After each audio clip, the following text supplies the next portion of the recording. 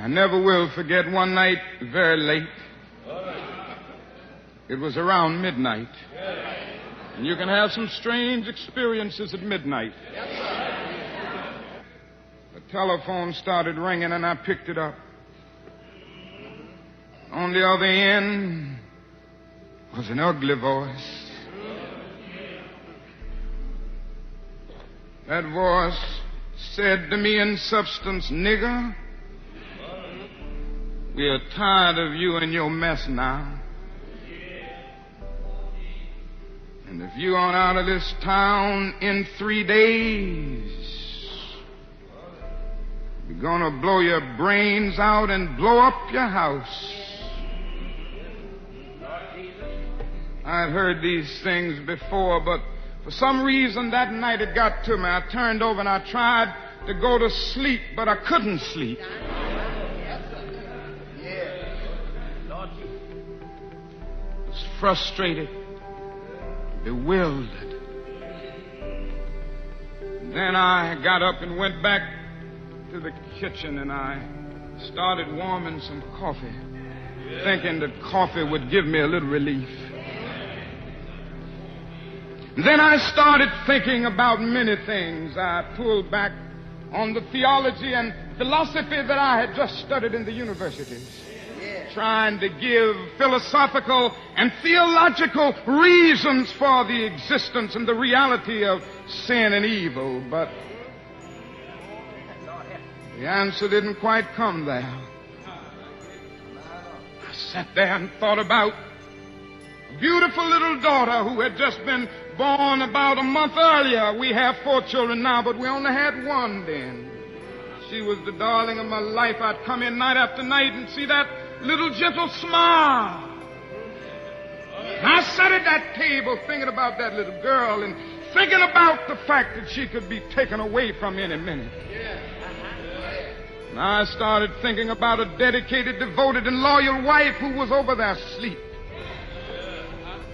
She could be taken from me, I could be taken from her. And I got to the point that I couldn't take it any longer. I was weak. And something said to me, "You can't call on Daddy now. He's up in Atlanta 175 miles away. You can't even call on Mama now. You got to call on that something and that person that your daddy used to tell you about.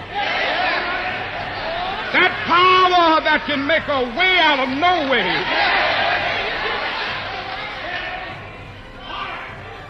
I discovered then that religion had to become real to me, and I had to know God for myself.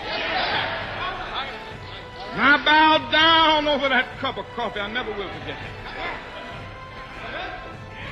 Oh, yes, I prayed a prayer, and I prayed out loud that night. I said, "Lord, I'm down here trying to do what's right. I think I'm right. I think the cause that we represent is right.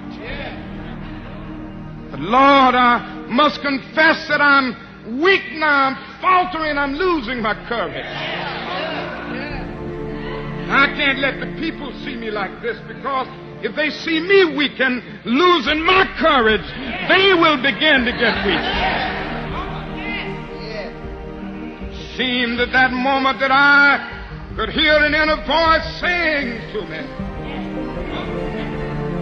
"Martin Luther, stand up for righteousness. Stand up for justice. Stand up for truth. And lo, I will be with you even unto the end of the world." I tell you, I've seen the lightning flash. I've heard the thunder roll.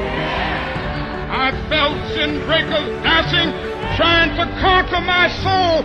But I heard the voice of Jesus saying still to fight on. He promised never to leave me, never to leave me alone. No, never alone. No, never alone.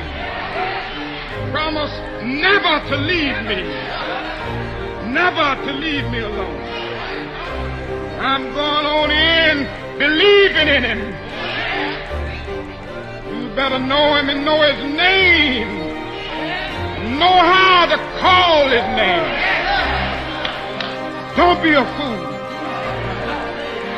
Recognize your dependence on God.